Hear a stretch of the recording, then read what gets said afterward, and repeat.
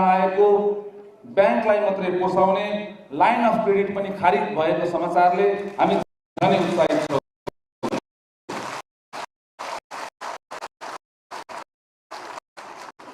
म्याद थपलाई सरलीकरण गर्ने हाम्रो निर्माण व्यवसायको मागले एड्रेस गरेको छ भन्ने खबरले भने हामी अझै उत्साहित छौं।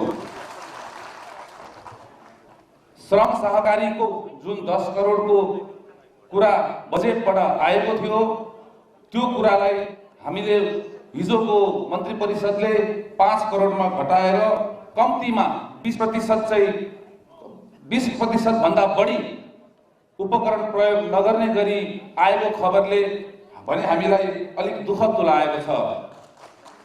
आज सामान्य प्रधानमन्त्रीज्यू र मन्त्रालयका विभिन्न मन्त्रीज्यूहरूको सामुन्ने यो 10 करोडलाई 5 करोड घटाइएकोलाई 5 करोड निर्माण चाहिँ त्यही स्थानीय जिल्लाका निर्माण व्यवसायले मात्रै भाग लिन पाउने गरी पारित हुनेछ भन्नेमा हामी विश्वस्त छौं।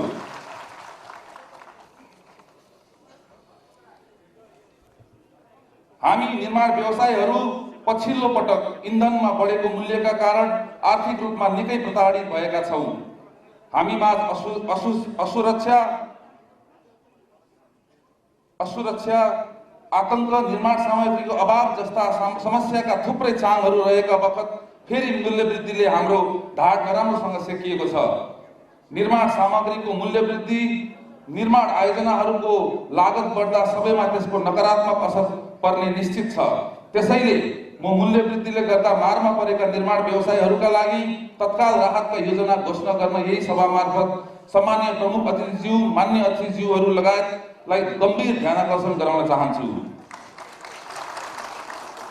अन्त्यमा हाम्रो निमन्त्रणालाई सहर्ष स्वीकार गरी कार्यक्रममा समुपस्थित सम्माननीय प्रधानमन्त्रीज्यू, मान्य मन्त्रीज्यू लगायत सबै अतिथि र निर्माण व्यवसायीज्यूहरूलाई हार्दिक स्वागत गर्दै निर्माण उद्योगलाई व्यवस्थित, मर्यादित र व्यावसायिक बनाउन सधैँ सक्रिय रहने प्रतिबद्धता यहाँहरूबीच जनाउँदै आफ्नो स्वागत मन्तव्य यही अन्त्य गर्न चाहन्छु। सुस्वागतम, सुस्वागतम, सुस्वागतम। जय नेपाल निर्माण व्यवसाय।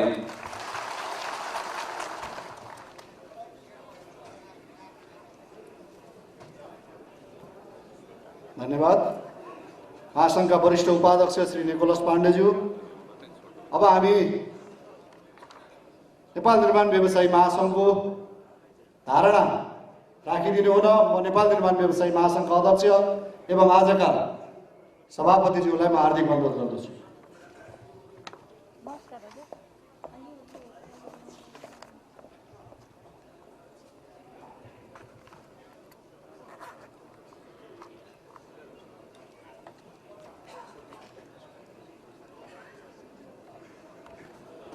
धन्यवाद कार्यक्रम सञ्चालक महासचिवज्यू।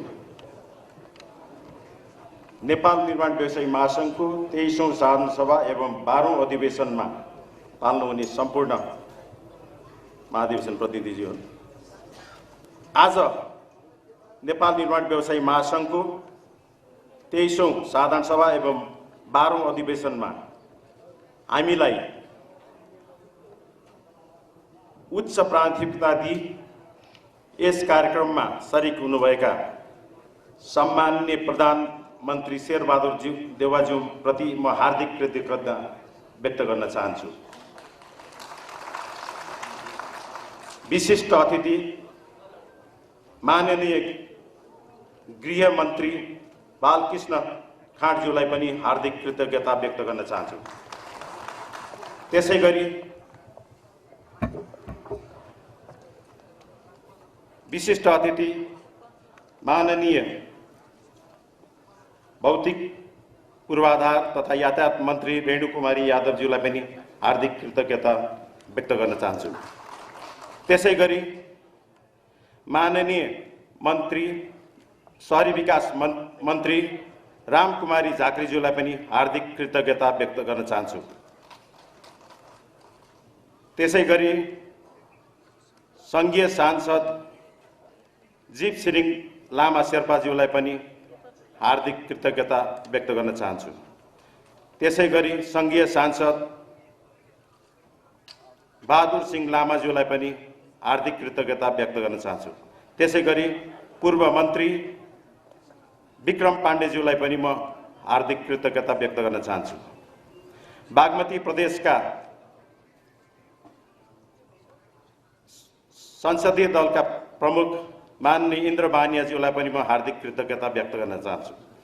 त्यसैगरी बागमती प्रदेशका भौतिक पूर्वाधार मन्त्री कृष्णलाल भडेज्यूलाई पनि म हार्दिक कृतज्ञता व्यक्त गर्न चाहन्छु र महासङ्घका मानर्थ सदस्यज्यूहरू, सल्लाहकारज्यूहरू, पूर्व सल्लाहकारज्यूहरू र पूर्व अध्यक्षज्यूहरू र नेपाल सरकारका सचिवज्यूहरू, विभिन्न विभागका महानिर्देशकज्यूहरू, नेपाल सरकारका उच्च पदस्थ अधिकारीज्यूहरू, आमन्त्रित अतिथिज्यूहरू, विभिन्न राजनैतिक दलका प्रतिनिधिज्यूहरू, निजी क्षेत्र छाता सङ्घ संस्थाका अध्यक्षज्यू प्रतिनिधिज्यूहरू, महासङ्घका पदाधिकारीज्यूहरू, पूर्व पदाधिकारीज्यूहरू, कार्य समिति सदस्यज्यूहरू र पूर्व कार्य समिति सदस्यज्यूहरू तथा विशेष आमन्त्रित सदस्यज्यूहरू, पत्रकार मित्रहरू सबैलाई म हार्दिक स्वागत गर्न चाहन्छु। प्रदेश निर्माण व्यवसायी महासङ्घका अध्यक्षज्यूहरू, सबै जिल्ला निर्माण व्यवसायी सङ्घका अध्यक्षज्यूहरू, एसोसिएट सदस्यज्यूहरू तथा वस्तुगत सङ्घका अध्यक्षज्यूहरू, समारोहमा सहभागी हुनुभएका सम्पूर्ण निर्माण व्यवसायी प्रतिनिधि, पर्यवेक्षक, सुरक्षाकर्मी साथीहरू र उपस्थित सम्पूर्ण समस्त महिला तथा सज्जनवृन्दलाई म स्वागत गर्न चाहन्छु।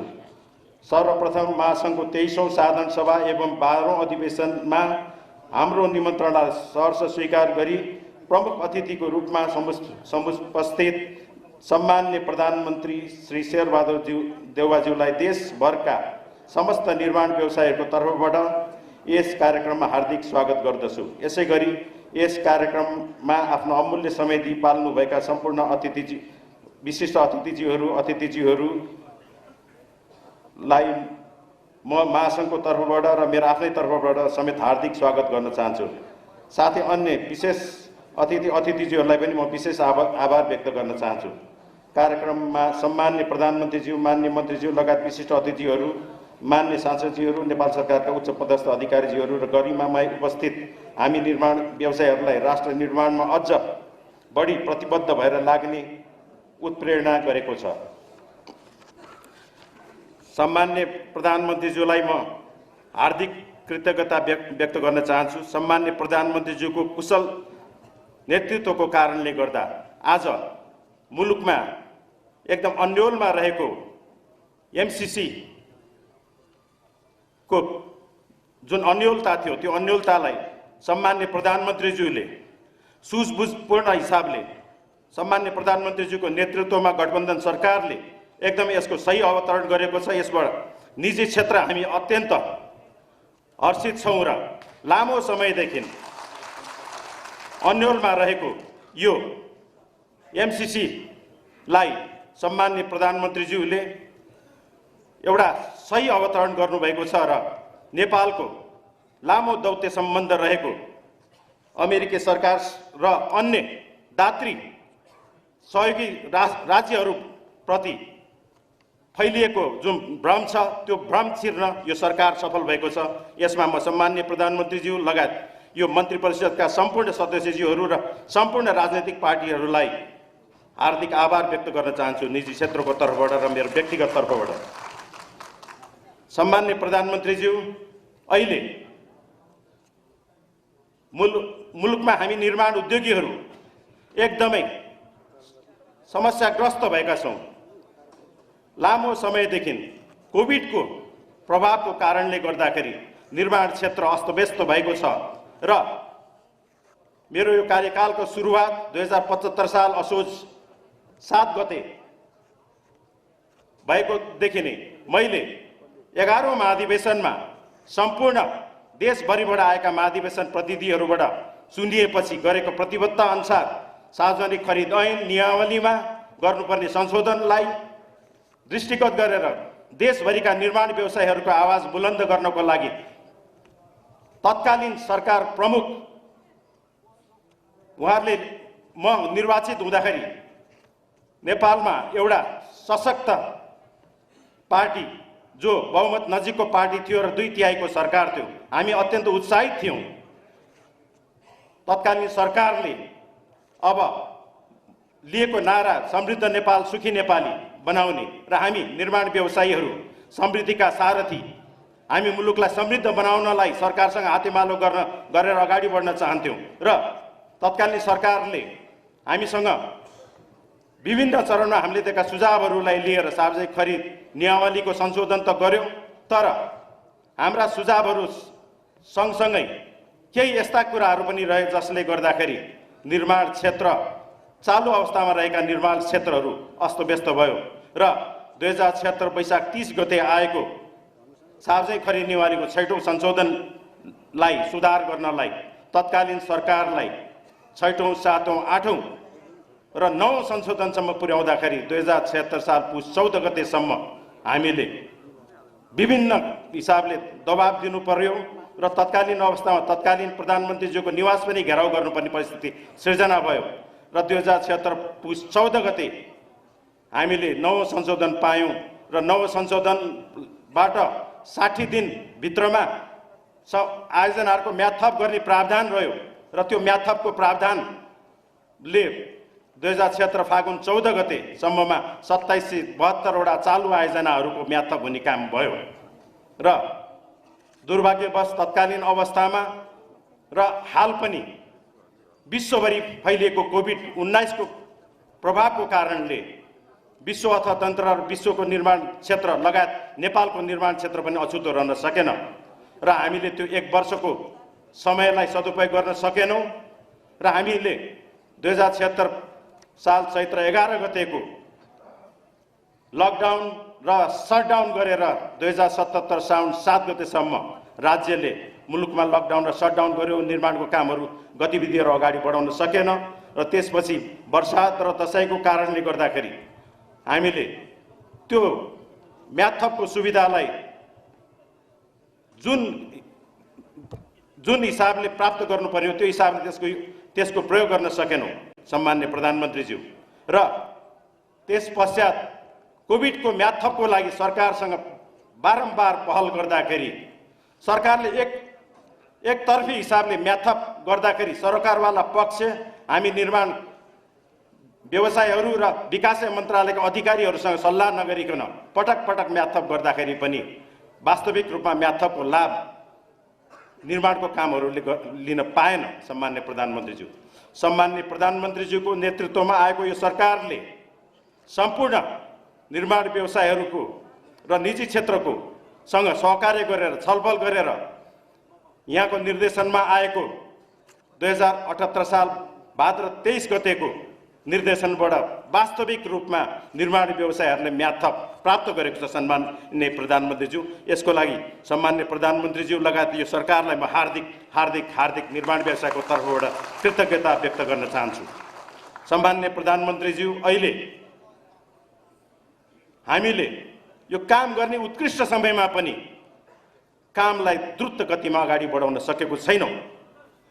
वास्तविक रूपमा हामीले सरकारलाई दिएको सुझाव कोभिडको कारणले थला परेको निर्माण उद्योगलाई मलम लगाउनको लागि सरकारले आर्थिक रूपमा हामीलाई आर्थिक अनुदान दिन नसके तापनि हाम्रो विभिन्न निर्माण कार्यमा रहेको धरोकीलाई ब्याङ्क ग्यारेन्टी दिएर हामीलाई फिर्ता गरियोस् भनेर हामीले तत्कालीन सरकारलाई गरेको अनुरोध पटक पटक त्यो बजेटमा आए पनि कार्यान्वयन हुन नसकेको अवस्था छ। सम्माननीय प्रधानमन्त्रीज्यू, मुलुकभरिका निर्माण व्यवसायीहरू सम्माननीय प्रधानमन्त्रीज्यूले हिजोको क्याबिनेटमा गरेको सार्वजनिक खरिद नियमावलीको 11औं संशोधन जुन लामो समयदेखि समग्र मुलुकका निर्माण व्यवसायीहरू प्रतीक्षारत थिए। निर्माण व्यवसायी मात्र होइन, विकास निर्माणको काम चाहने सम्पूर्ण विकास प्रेमी जनताहरू पनि त्यसको लागि तीव्र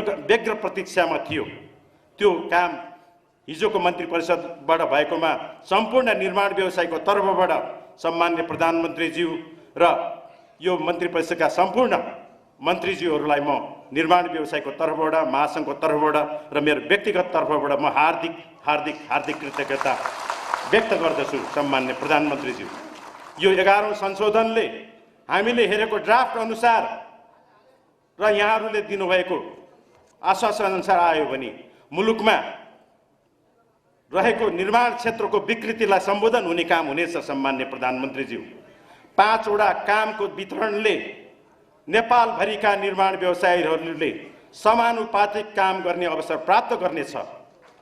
अहिले वर्तमान सार्वजनिक खरिद ऐन नियमावलीको छिद्रतालाई समातेर निर्माण क्षेत्रभित्र भएका विकृतिहरूलाई कम गर्ने, न्यून गर्ने प्रावधान यो 5 वटाबाट हुनेछ र यो 5 वटा जुन नियमावलीमा आएको छ त्यसलाई सार्वजनिक खरिद ऐनमा लिपिबद्ध गर्नुपर्ने जिम्मेवारी हाम्रो छ। सम्मान्य प्रधानमन्त्रीज्यू, म अनुरोध गर्न चाहन्छु त्यस सँगसँगै हामीले धरोटी प्राप्त गर्ने हुँदाखेरि मुलुकमा अहिले व्याप्त रहेको आर्थिक तरलताको अभावले हाम्रो सप्लाई चेनहरूले पनि विगतमा जस्तो हामीलाई क्रेडिट फ्यासिलिटी दिन सकेको छैन र हामीले नगदमै सबै निर्माण सामग्रीहरू खरिद गर्नुपर्ने अवस्था छ। त्यो अवस्थालाई दृष्टिगत गरेर सम्मान्य प्रधानमन्त्रीज्यू, हाम्रो धरोटी पनि फिर्ता हुने त्यो सार्वजनिक खरिद नियमको 11औं संशोधनले सम्बोधन गरेको छ भनेर जानकारी पाउँदा हामी एकदमै हर्षित भएका छौँ। त्यसै गरेर क्रेडिट लाइन जुन मात्र ब्याङ्कलाई कमिसन तिर्ने प्रावधान थियो, त्यो क्रेडिट लाइन ब्याङ्कले प्रभाव गरेको बापत हामीलाई उपलब्ध गराउनु पर्ने नगद ब्याङ्कहरूले उपलब्ध गराउन नसकेको अवस्थामा त्यो कुरा सम्मान्य प्रधानमन्त्रीज्यू र मन्त्रीज्यूहरूलाई हामीले जानकारी गराउँदाखेरि यस्तो प्रावधानले पूर्वाधार निर्माणको खर्च मात्र बढ्ने भनेर हामीले यहाँहरूलाई राखेपछि त्यो हटाइएकोमा पनि हामी एकदमै हर्षित छौँ। सम्मान्य प्रधानमन्त्रीज्यू, त्यसै गरेर उस्तै प्रकृतिको काम जुन 80% थियो ड्राफ्टमा उल्लेख भए अनुसार त्यसलाई 60% र एउटा भए 60% र दुईटा भए 40% जुन गरिएको छ त्यसले निर्माण क्षेत्रको वृद्धि विकासलाई अहम भूमिका निर्वाह गर्नेछ र हामीले आगामी दिनमा अहिले सार्वजनिक खरिद नियमावलीमा भएको व्यवस्था अनुसार 10 अरबसम्मको काममा विदेशी नेपाली निर्माण कार्यमा सहभागी हुँदाखेरि नेपाली अनिवार्य गरेको कारणले गर्दाखेरि हामीले विदेशी टेक्नोलोजी एडप्ट गर्ने र विदेशी मुद्रा केही भए पनि नेपालमै रहने हुँदाखेरि यो कदमले पनि मुलुकमा निर्माण क्षेत्र अगाडि बढ्नेछ र यो निर्णयले नेपालका ठुला निर्माण कम्पनीहरूलाई धेरै ठुलो अवसरको सृजना हुनेछ। सम्मान्य प्रधानमन्त्रीज्यू, त्यसै गरेर यो सार्वजनिक खरिद नियमावलीको 11औं संशोधनको हामी व्यग्र प्रतीक्षामा छौँ र त्यो सार्वजनिक खरिद नियमावलीको 11औं संशोधनले हामीले त्यो संशोधन अब चाँडोभन्दा चाँडो राजपत्रमा प्रकाशित भएर त्यसलाई नियमन गर्ने काममा चाहिँ तदारुकताको लागि सम्मान्य प्रधानमन्त्रीज्यूले सम्बन्धित निकायहरूमा निर्देशन गरिदिनुहुन म सम्मान्य प्रधानमन्त्रीज्यूलाई अनुरोध गर्न चाहन्छु। सम्मान्य प्रधानमन्त्रीज्यू, अहिले हामी एकदमै हर्षित हुँदाहुँदै सम्मान्य प्रधानमन्त्रीज्यूलाई मैले भन्नै पर्ने हुन्छ, निर्माण क्षेत्र अहिले चर्को मूल्य वृद्धिको मारमा परेको छ। पेट्रोलियम पदार्थको मूल्य 60% भन्दा बढी वृद्धि भएको छ। त्यस्तै गरेर फलामजन्य निर्माण सामग्रीको मूल्य पनि 100% वृद्धि भएको छ। आजभन्दा 3 महिना अगाडि 60 रुपियाँ प्रति केजी पाउने फलामको मूल्य आजको दिनमा 126 रुपियाँ पुगेको छ र क्रमशः यो बढ्ने क्रम दैनिक रूपमा बढिरहेको छ र दैनिक रूपमा प्रति केजी 5 रुपियाँको दरले जुन मूल्य वृद्धि भइरहेको छ। त्यस्तै गरेर बिटुमिनको मूल्य 57 रुपियाँबाट 115 रुपियाँ भएको छ। यी सबै कारणले गर्दाखेरि निर्माणको काममा हामीले गति दिन सकेको छैनौँ। त्यसै भएर मूल्य वृद्धि निर्देशिका भाग 2 चाँडोभन्दा चाँडो जारी गरेर यो समस्याको सम्बोधन गरिदिनु हुन सम्मान्य प्रधानमन्त्रीज्यू लगायत सम्पूर्ण मन्त्रीज्यूहरूलाई हार्दिक अनुरोध गर्दछु। यदि मूल्य वृद्धि निर्देशिका आउन ढिलो भयो भने हामीले बाध्य भएर निर्माणको कामहरू गर्न सक्दैनौँ र हामीले कन्स्ट्रक्सन होलिडे मनाउनु पर्ने स्थिति पनि सृजना हुन्छ। सम्माननीय प्रधानमन्त्रीज्यू, सम्माननीय प्रधानमन्त्रीज्यू, अब यहाँले पहल गरेर सदनलाई चाँडोभन्दा चाँडो खुलाउनको लागि पहल गरिदिनुको लागि पनि सम्माननीय प्रधानमन्त्रीज्यू लगायत सम्पूर्ण मन्त्रीज्यू लगायत सम्पूर्ण प्रतिपक्षी दल र सम्पूर्ण सङ्घीय दलका पार्टीलाई पनि म अनुरोध गर्छु, यहाँहरूले संसद चल्न नदिएको कारणले गर्दाखेरि हाम्रो सार्वजनिक खरिद ऐन संसदमा गएर पनि टेबल हुन पाएको छैन, जसको हामीले व्यग्र प्रतीक्षा गरिरहेको छौँ। 3 वर्षदेखि हामीले निरन्तर सार्वजनिक खरिद ऐन, पूर्वाधार मैत्री, विकास मैत्री र नेपाली जनतालाई चाँडोभन्दा चाँडो विकास निर्माणको काम दिएर मुलुकले लिएको लक्ष्य प्राप्त गर्नको लागि त्यसलाई सही सल्लाह र सुझाव दिएर सही छलफल गरेर सार्वजनिक खरिद ऐन मुलुक मैत्री बनाउन आवश्यक छ।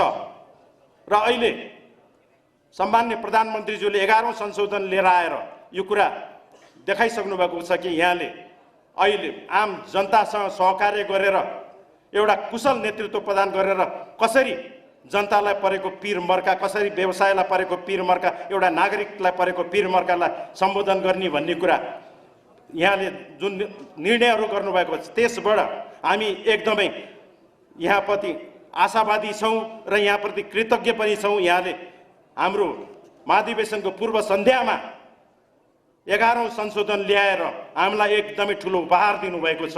यसबाट नेपालभरिका निर्माण व्यवसायीहरू यहाँ सम्माननीय प्रधानमन्त्रीज्यू लगायत सम्पूर्ण यो मन्त्री परिषदप्रति हार्दिक हार्दिक हार्दिक कृतज्ञता व्यक्त गर्न चाहन्छ। सम्माननीय प्रधानमन्त्रीज्यू र सम्माननीय प्रधानमन्त्रीज्यूको व्यस्त कार्यक्रमको कारणले गर्दा मैले धेरै कुराहरू राख्नुपर्ने हुँदाहुँदै पनि अहिलेलाई सम्माननीय प्रधानमन्त्रीज्यूले यहाँ उपस्थित भएर हाम्रो यस कार्यक्रमको गरिमा बढाइदिनु भएकोमा पुनः धन्यवाद दिँदै सम्माननीय प्रधानमन्त्रीज्यू, विशिष्ट अतिथिज्यूहरूलाई म हार्दिक आभार व्यक्त गरी म मेरो महासङ्घको अवधारणा सहित यो निर्माण व्यवसाय महासङ्घको तर्फबाट र मेरो तर्फबाट हार्दिक हार्दिक हार्दिक कृतज्ञता व्यक्त गर्न चाहन्छु। जय निर्माण व्यवसाय, जय नेपाल। धन्यवाद।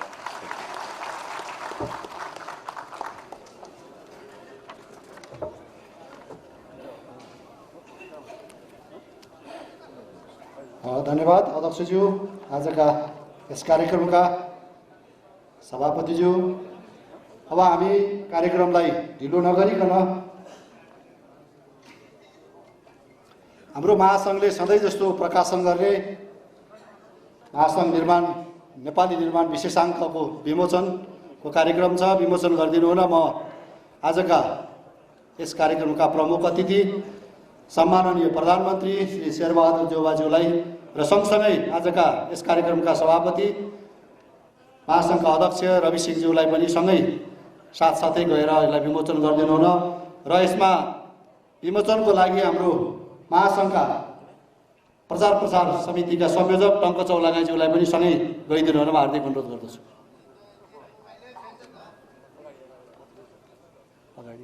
अगाडिबाट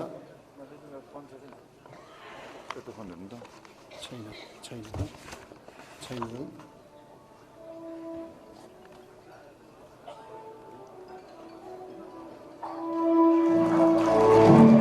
हाम्रो नेपाल निर्माण व्यवसायी महासङ्घले सधैँ जसो प्रकाशन गर्ने हाम्रो वार्षिक साधारण सभामा प्रकाशित हुने नेपाली निर्माण व्यवसायीहरूको एउटा विशेषाङ्क हामीले सधैँ प्रकाशन गरेको छौँ। यसमा सम्माननीय प्रधानमन्त्रीज्यूले विमोचन गरी आफ्नो बरबाउलीबाट हस्तगत समेत गरिदिनु भएकोमा हामी निर्माण व्यवसायीहरू उत्साहित छौँ। उहाँलाई हार्दिक धन्यवाद ज्ञापन गर्दछौँ। धन्यवाद सम्माननीय प्रधानमन्त्रीज्यू। यो सँगै हाम्रो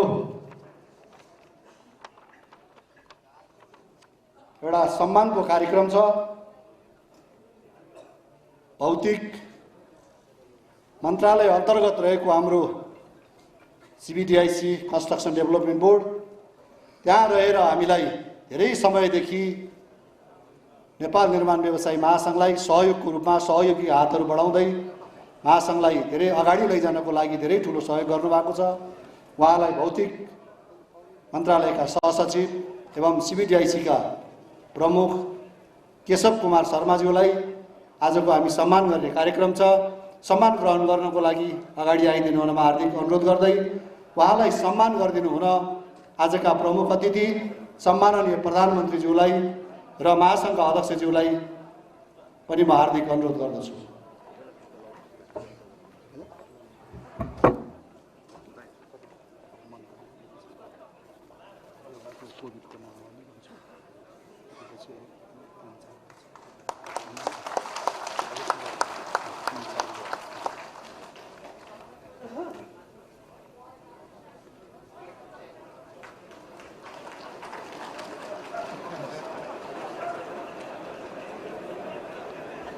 हस्, धन्यवाद प्रधानमन्त्रीज्यू, सभापतिज्यू, सबै अतिथिज्यूहरू। अब हामी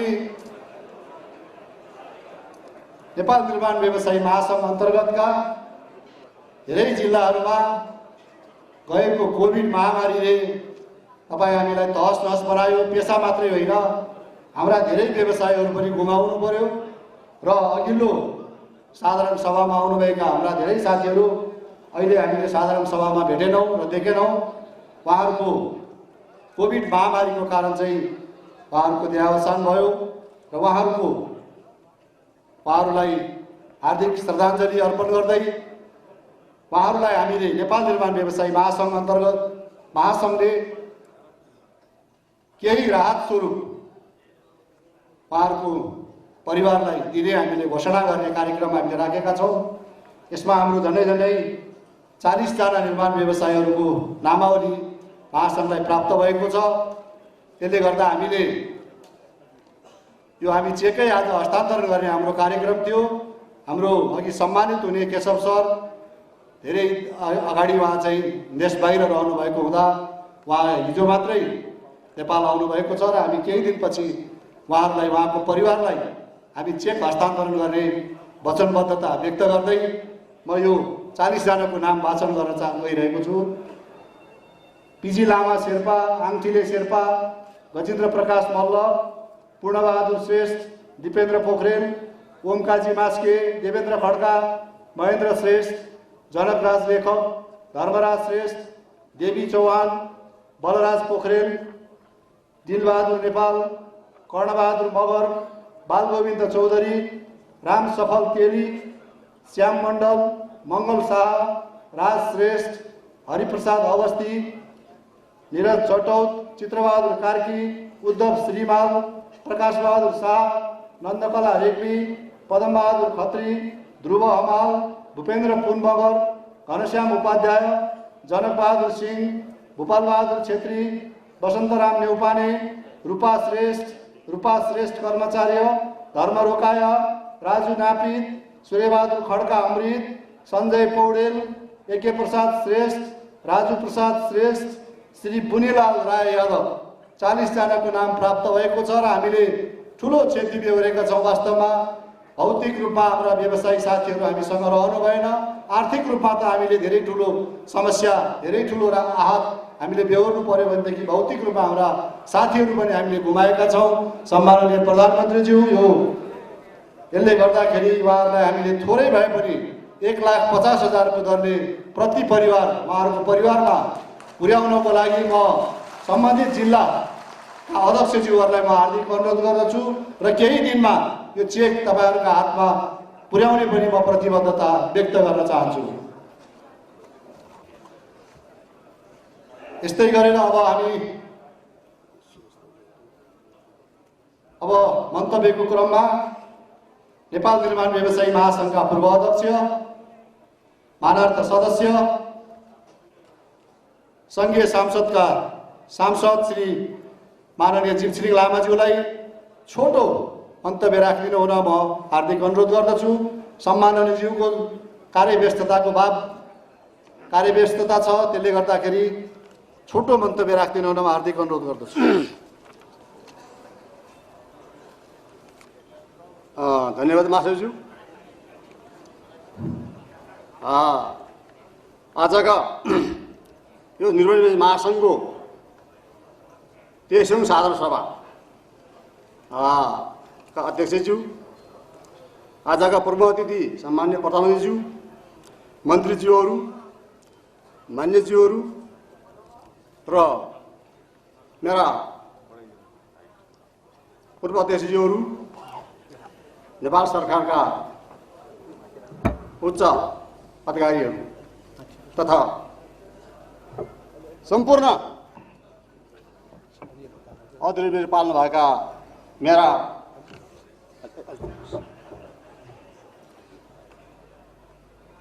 साथीहरू, पत्रकार मित्र, मलाई छोटो भन्नुभएको छ, त्यसैले त्यसैसम्म कोसिस गर्न चाहन्छु। मेरो आदरणीय नेता सम्मान्य प्रधानमन्त्री छोटै बोल्छ, त्यसैले उहाँको बानी पनि सिकेको छु, म छोटै बोल्छु। अहिले धेरै साथीहरूले स्वागत भाषणमा भ्रष्ट उपदेशले भन्नुभएको छ, त्यसै महासङ्घ अध्यक्षले धेरै कुरा प्रश्न पार्नु भएको छ। म धेरै लामो राख्न चाहदिनँ, तर अहिले नेपालमा निर्माण व्यवसायहरूको चाहिँ स्थिति धेरै नाजुक छ। यो नाजुक भएको अवस्थामा आज 23औं साधारण सभा हुन गइरहेको छ। मलाई सम्झना छ 2059 साल म अध्यक्ष हुँदाखेरि आजका प्रमुख अतिथि सम्मान्य प्रधानमन्त्रीज्यू हायतमा म अध्यक्ष हुँदा उहाँ प्रमुख अतिथि हुनुहुन्थ्यो। अब चान्सले आज धेरै वर्षपछि आज प्रमुख अतिथि हुनुभएको छ, यो हाम्रो सौभाग्य। र म सरकारलाई के धन्यवाद दिन चाहन्छु भने नेपालमा निर्माण व्यवसायिक समस्या थियो। भदौ महिनामा क्याबिनेट थपियो, त्यसको लागि म दिन चाहन्छु। कारण नियमहरू संशोधन भयो, त्यसमा पनि म धेरै जान चाहन्छु। अध्यक्षज्यू वरिष्ठ धेरै जान चाहन्न, समय धेरै लिन्छ।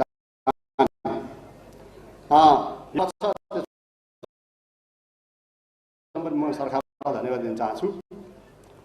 र चाहिँ भाषा चाहिँ त्यसको अलिक प्रक्रिया चाहिँ म आफैलाई भने अहिले 80% काम सकेपछि ग्यास पठाउनु भने 80% सकेपछि दौडी राखेर ध्यान राखेर राखेर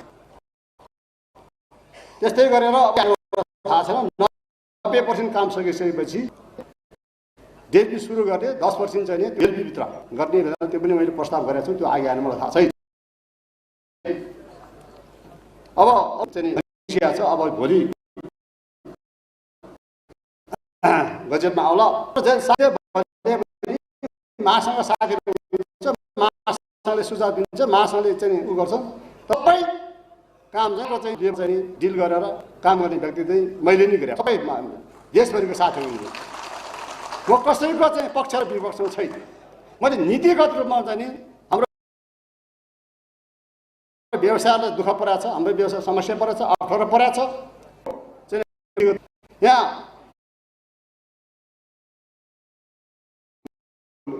चाहिँ खन्न खोज्यो होइन, हामी सानो व्यवसाय भयो भने ठुलो व्यवसाय हाम्रो समस्या एउटै हो सबै।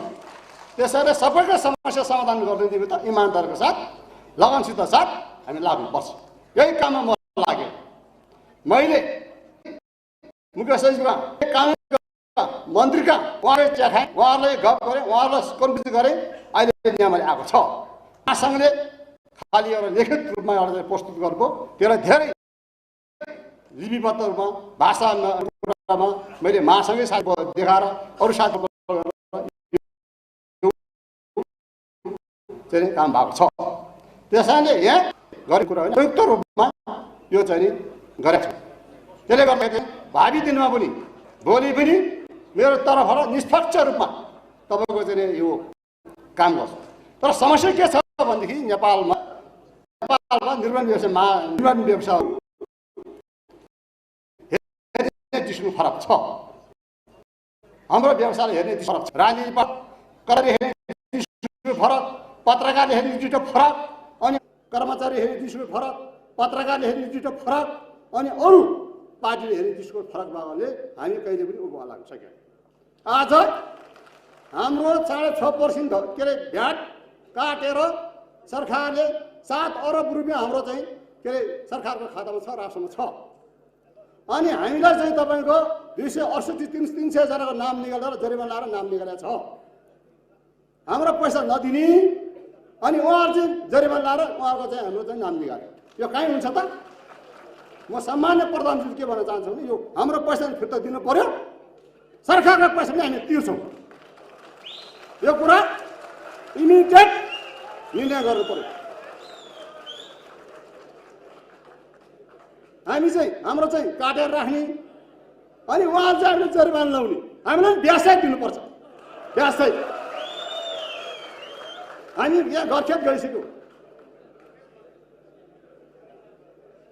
यहाँ ठुलो सानो कुरो होइन।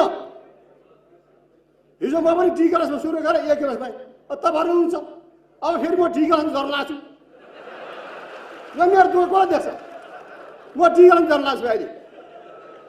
अस्ति भर्खरै तपाईँको नयाँ पत्रले जिपसिङ लामा कसैको 24 अरब काम अरे। 24 अरब काम मसँग भयो भने म 10 वर्ष कामै लिन्छु। मलाई कामै चाहिन्छ। मसँग अहिले 2 अरब काम पनि छैन। त्यो पनि कम्युनिस्ट साथीले गरेछ। त्यसैले यस्तो हाफ हिजो काम नगरौँ। वास्तवमै हामी जानुपर्छ। समस्या छ, समस्या समाधान कसरी गर्ने त्यतातिर सबैजना इमान्दारसँग लाग्नुपर्छ। अरू कुरा अहिले यो साधारण सभा केहीसँग साधारण सभा मलाई लाग्छ मैले छोड्ने बेलामा एकै कार्यकालमा मैले निर्माण देश महासङ्घको घर ठहराएर मैले छोडिदिएँ। त्यो महासङ्घको घर ठहराएर फिनिसिङ चाहिँ हाम्रा स्वतन्त्र योजना अध्यक्षले पालन गर्नुभयो, शर्माजीको पालन झट्का किन्नुभयो, मैले गरेर पाएँ।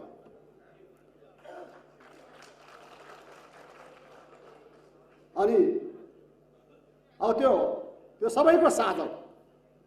त्यो चाहिँ के हो भनेदेखि हामीले काम गर्नुपर्छ, कुरा गरेर होइन काम गर्नुपर्छ, समस्या समाधान गर्नुपर्छ, नीतिगत रूपमा समस्या समाधान गर्नुपर्छ। अब यहाँ त आर्दर्जन ठेका ठुलोले मात्र खायो भन्छ भाइ, कहाँ खायो मैले देखेँ। कसरी खान्छ? अब उसको क्षमता अलिक बढी होला, ठुलो काम दियो होला, अर्को साथी क्षमता अलिक कम होला, त्यो सानो दियो होला, त्यति पनि फरक हो नि। अब खायो कि खायो भने कहाँ खायो खोइ? मैले त खाएको दिएको थिएन। अनि अर्को के छ भने अहिले हामीलाई त अब जनरले पनि हामी समस्या पार्छ। अस्ति भर्खरै तपाईँको चितवनमा के अरे गैँडा 2टा झगडा गर्दा आएछ। अनि हाम्रो नाली बाटो त खन्दै गर्छ नि, खरेर खसे मऱ्यो। अब तुरुन्त तपाईँको चाहिँ उहाँ हाम्रो साथीलाई पुर्ची काट्यो, पक्राउ गयो। म त्यहाँ यसले फोन गरेर खबरदार त्यहाँसम्म त्यो कर्मचारी के अरे त्यसपछि मऱ्यो होइन। त्यो कर्मचारी तलब खाएर झाइ खाएर मोज गर्ने अनि त्यो तपाईँको चाहिँ उसको चाहिँ जनावर चाहिँ सडकमा छोडेर अनि हामीले दोष लाउने। यो कानुन संशोधन गर्नुपर्छ। यो कानुन संशोधन गर्नुपर्छ। जसको त्यो कर्मचारीको जिम्मामा भएको चिज तलमाथि त्यसैले कारवाही गर्नुपर्छ। हामीले कारवाही गर्ने हो र भने हामीलाई काम सकेन, काम ढिलो गरेर सरकारले हामी नसक्नु पऱ्यो भने त हामी कारवाही गरेर तयार छौँ। अर्काको चिज लिएर हाम्रोमा सडकमा खस्यो भने हामी कारवाही गर्ने? यो त भएन नि प्रधानमन्त्रीज्यू। ए मन्त्रीज्यूहरू भन्नु त, यहाँ मन्त्रीज्यूहरू हुन्छ। अनि हामी सबैको तार हामीले बोक्नु पर्ने, हामीले सबै बोझ बोक्नु पर्ने। हामी मिडियाको पनि हामीले यत्रो सानो गल्ती पनि मिडियाले हाम्रो फोटो छाप्छ, हेर्नुहोस्, अरूको छाप्दैन। अनि अहिले तपाईँको देशमा मेरो 5 वर्ष हुन्छ पाउनु।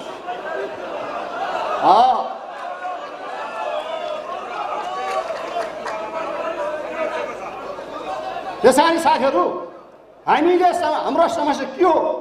समस्या सबै साझा हो। यहाँ म नेपाली काङ्ग्रेसको केन्द्रीय सचिव माननीय अध्यक्ष नि भएको, तपाईँहरूकै अध्यक्ष भएको, अर्को अध्यक्ष भएको होइन। निर्माण व्यवसायकै महासङ्घकै साथीहरूको अध्यक्ष भएको। तर म पार्टीको भनेर म कसैसँग पनि पूर्वाग्रह गरेर कसै लेबल लाउने म काम गरेँ। सबैको सके सबै काम गर्नु, नीतिगत रूपमा सबैको समस्या समाधान काम गर्नुपर्छ। नीति भनेको त ठुलो एउटा, सानो एउटा, अनि बिचको एउटा हुँदैन नि, एउटै हुन्छ। नीति भनेको एउटै हुन्छ। त्यो एउटै नीति कसरी गर्ने भन्ने कुरो चाहिँ हामी लाग्नुपर्छ। अब अरू कुरो चाहिँ अहिले चुनाव पनि छैन है। अब म उठ्यो भने तपाईँले निर्वृत्ति दिनुहुन्थ्यो होला। अब म के गरेँ, अब फर्केर त्यहाँ जानु कुरा भएन होइन। म त उठ्यो भने तपाईँले निर्वृत्ति दिनुहुन्छ त्यो मलाई थाहा छ, तर फेरि फर्केर त्यहाँ जानु हुँदैन, त्यो पनि मेरो नेतृत्वको कुरा आउँछ। त्यस कारणले अब हामीले यसमा निर्वृत्ति गर्नु साथी। म सबै साथीहरूलाई के प्रस्ताव गर्न चाहन्छु भने सबैको मिलाएर, यहाँ एमाले पनि छ, अहिले अस्ति भर्खरै चाहिँ पार्टी फुटेर यहाँ सरकारमा जोडिएका पार्टीको पनि छन्, अरू पनि छन् होइन, काङ्ग्रेस पनि छन्, रापर पनि छन्। सबैलाई मिलाएर सहमति गर्नुभयो भने हाम्रो एकताको चाहिँ सन्देश जान्छ।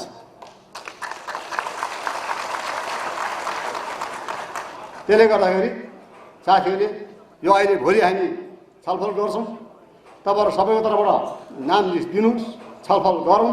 को चाहिँ मान्छे अध्यक्ष बनाउँदाखेरि निष्पक्ष काम गर्छ, कसै मान्छे अध्यक्ष बनाउँदा राम्रो काम गर्छ भन्ने कुरा तपाईँले मूल्याङ्कन गर्नुहोस्, हामी पनि मूल्याङ्कन गर्छौँ। अब मै उठेमा त तपाईँले मूल्याङ्कन गरिहाल्नु थियो, म अघि नै भनिसकेँ होइन। अब म फेरि फर्केर जाने कुरा भएन। त्यस कारणले गर्दाखेरि चाहिँ एउटा कुरा चाहिँ साथीहरूले ध्यान दिनु होला होइन। यसमा राजनीतिकरण नगर, भोटको राजनीति नगर। भोट त अब तपाईँको चाहिँ भोलि स्थानीय चुनाव थियो, त्यहाँ लड्न जानुहोस् होइन। पर्सि तपाईँको चाहिँ सङ्घीय चुनाव हुन्छ, त्यहाँ लड्न जानुहोस्, जितेर आउनुहोस्, मेरो शुभकामना छ। मैले पहिले पनि भनेको छौँ, हामी धेरैभन्दा धेरै व्यवसायहरू चाहिँ के अरे संसद भयो भने यो नियमले अहिलेभन्दा पनि राम्रो नियमले बनाउन सकिन्छ, त्यो मैले भनेको छु। अहिले त मेरो प्रधानमन्त्रीज्यू, मेरो नेता एकदम उदार छ, हामीपट्टि अलिकति चाहिँ पोजिटिभ बनाउनु भएको छ। अब भोलि अर्को प्रधान आयो भने फेरि त्यो नि बिगारी हो कि, त्यसले हामी सचेत हुनुपर्छ। त्यसैले अब मेरो सामान्य प्रविधि अन्त पनि काम छ होइन। फेरि मैले धेरै बोल्नु हुँदैन, म अनुशासन बस्नुपर्छ होइन। यहाँ मन्त्रीको दाबी गरेको छु, भोलि मन्त्री दियो भने के गरेँ फेरि होइन। त्यस कारणले म अहिले यतिमा त्यो गाएँ। धन्यवाद, जय नेपाल।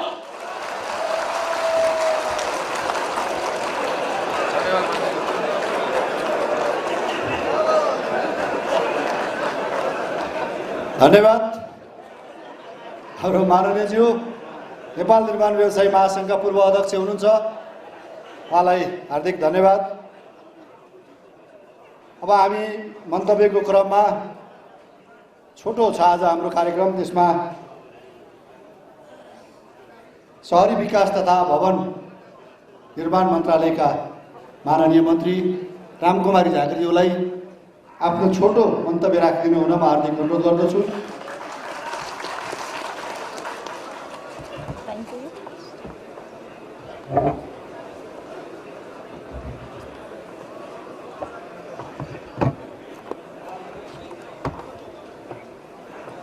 धन्यवाद।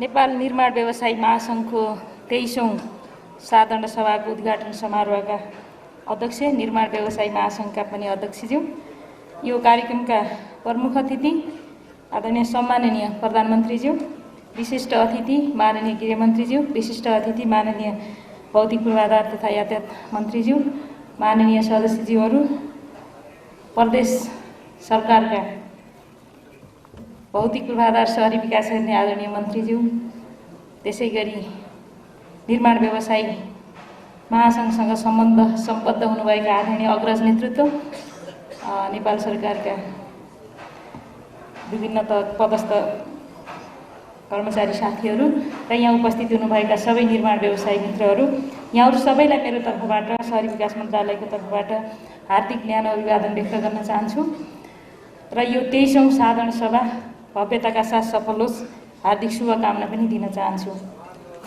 र यहाँहरूलाई धेरै बधाई पनि दिन चाहन्छु कि सार्वजनिक खरिद कानुन अन्तर्गतको 11 नियावलीको 11औं संशोधन पनि हिजो मात्रै मन्त्री परिषदबाट पारित भयो।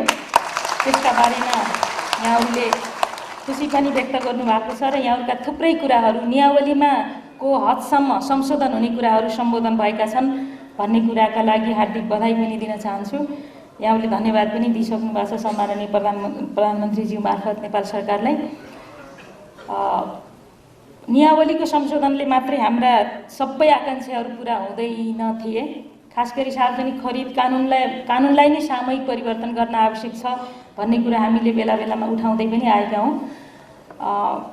अहिले यो काम गर्ने सन्दर्भमा हेर्दा त अझ धेरै खरिद कानुनको सामूहिक संशोधन, निर्माण व्यवसाय ऐनको सामूहिक संशोधन चाहिँ अझै अनिवार्य छ भन्ने कुरा पनि लाग्छ र यो साधारण सभामा यहाँहरूले यी एजेन्डाहरूलाई महत्त्वका साथ उठाउनुहुन्छ र त्यसलाई सरकारलाई झकझकाउने काममा पनि काम गर्नुहुनेछ भन्ने मेरो विश्वास पनि छ। अहिले खास गरी कुनै पनि आयोजनाका सन्दर्भमा समयमा सम्पन्न नहुने, ती आयोजनाहरू अलपत्र हुने, त्यसले दायित्व सिर्जना गर्ने, चालु रहेका छन् भने पनि त्यसको टाइम र कस्टको ओभररन हुने जस्ता विषयहरूलाई हामीले संवेदनशील ढङ्गले नै हेरेका थियौँ। यसो गर्दै गर्दा केही कुराहरू सम्बोधन भएका छन्, तर केही कुराहरू अझै पनि ऐनमै संशोधन हुन आवश्यक भएको कारणले निर्माण व्यवसायको क्षेत्रमा हुने पुनर्निर्माण अथवा पूर्वाधारको विकासको क्षेत्रमा हुने कामलाई यो ढिलो नहुनका लागि हामीले गर्नुपर्ने थुप्रै कामहरू छन्। खास गरी नेपाल सरकारको साइडबाट योजना छनौटको कुरा, त्यसपछि नेपाल सरकारकै साइडबाट गरिने आयोजनालाई प्रभावकारी ढङ्गले सञ्चालन गर्न गरिने कामहरू, त्यसपछि त्यसको स्रोतको सुनिश्चितताका कुरा र निर्माण व्यवसायीहरूको प्रभावकारी र गुणस्तरीय काम र त्यसका माथिको नियमन, यी कुराहरू अनिवार्य शर्त हुन्। तर हामीले अहिलेसम्म एका पक्षलाई मात्रै दोषारोपण गरेका पनि छौँ र मूलत निर्माण व्यवसायको इफेक्टिभनेस, प्रभावकारिता, जवाफदेहिता र त्यसमा गुणस्तरहीन कामको कुरा चाहिँ सर्वत्र आलोचनाको विषय छ। यसमा के गर्ने भन्ने कुरा, नियमन गर्ने कुरा चाहिँ तत्त आयोजना सञ्चालन गर्ने नेपाल सरकारका युनिटहरूकै जिम्मेवारी हो। त्यसो गर्दै गर्दा हाम्रा कयौँ कानुनका यस्ता छिद्रहरू, लुपहोलहरू र त्यसलाई प्रभावकारी कार्यान्वयन नगर्ने हाम्रा पनि संयन्त्रहरू प्रभावकारी नभएको कुरा साँचो हो। ड्रइङ डिजाइनदेखि योजना छनौटदेखिका थुप्रै मिस्टेकहरू हामीसँग छन् र त्यसको सफर चाहिँ निर्माण व्यवसाय मात्रै होइन, अन्तिममा लाभग्राही नेपाली जनता हुने हो र त्यसको प्रभावकारी लाभ लिने नेपाली जनता र त्यसको गुणस्तरीय जीवनको लाभ लिने नेपालका सबै नागरिकको त्यो अधिकारबाट हामीले पटक पटक वञ्चित गरेका छौँ।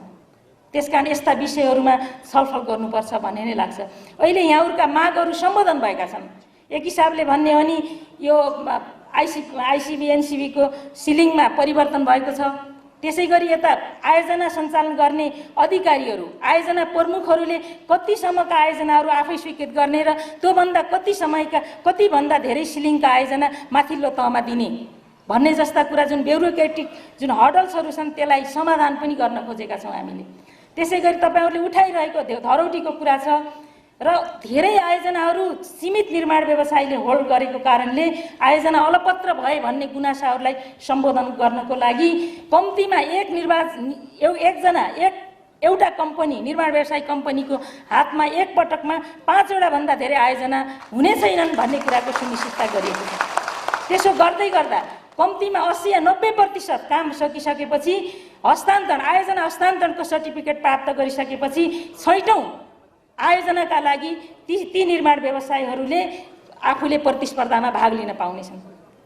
त्यसै गरी लाइन अफ क्रेडिट जस्ता यस्ता थुप्रै विषयहरू, कुनै कालखण्डमा सेक्युरिटीको हिसाबले राखिएका यस्ता प्रावधानहरू आज निर्माण व्यवसायीलाई फाइदा नहुने र अल्टिमेटली सरकारलाई पनि फाइदा नहुने कुराहरू हटाइएको छ र यी विषयहरूले गर्दा तपाईँहरूलाई धेरै नै लाभ हुन्छ भन्ने कुरा मैले विश्वास गर्न सक्छु।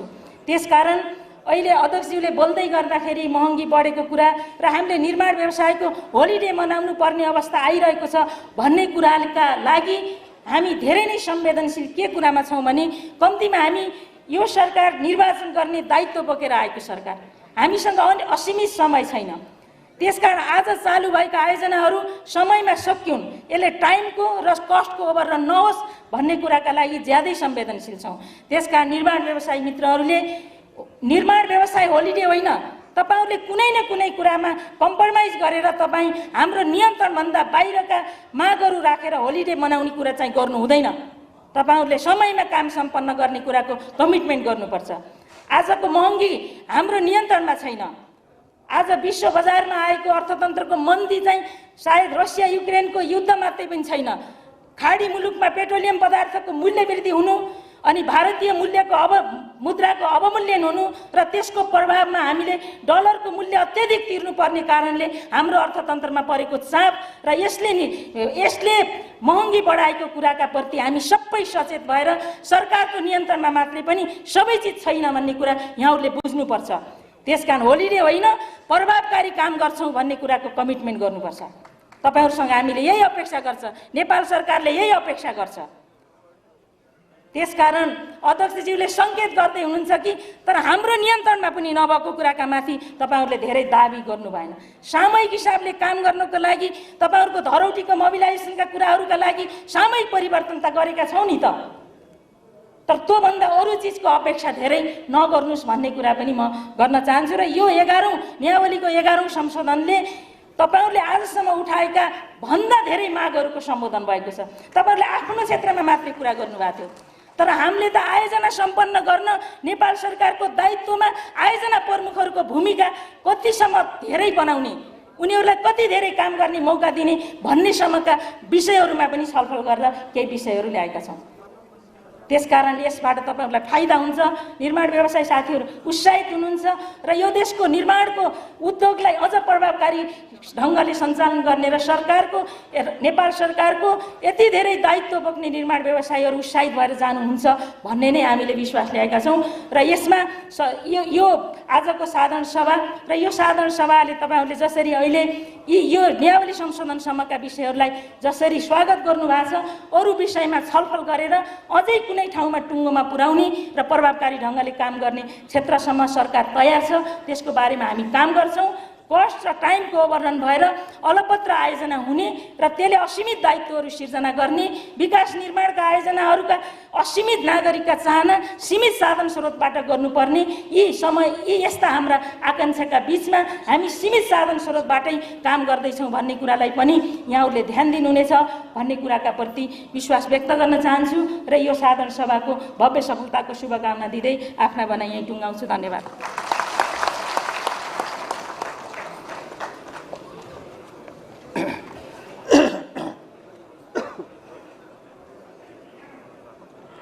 धन्यवाद मन्त्रीज्यू। नियमावलीको 11औं संशोधन आयो। यो सँगसँगै हामीलाई हिजोदेखि पीडा दिएको उपभोक्ता समिति कता कता खारेजी र यो श्रम सहकारीको 5 करोडले निर्माण व्यवसायी अधिकांश यो अनुहार ठुलो छैन, वास्तवमा ठुलो पेशा गर्ने हामी छैनौँ, सबैको हातमा साना साना फर्महरू छन्।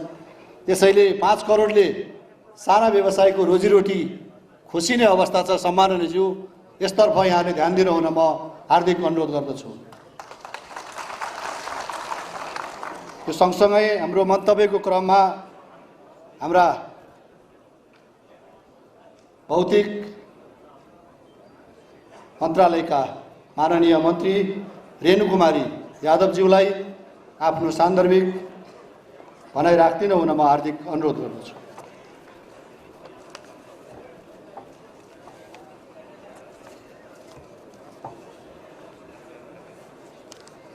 धन्यवाद उद्घोषक महोदय।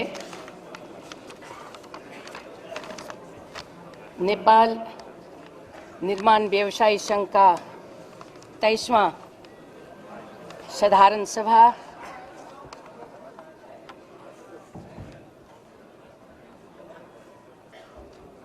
आई ना क्या आवाज?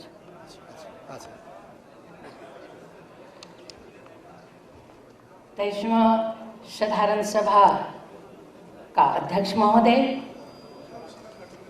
यो सभा में प्रमुख अतिथि को रूप में हाम्रो नेपाल सरकार का सम्मानीय प्रधानमंत्री शेरबहादुर देउवाजी,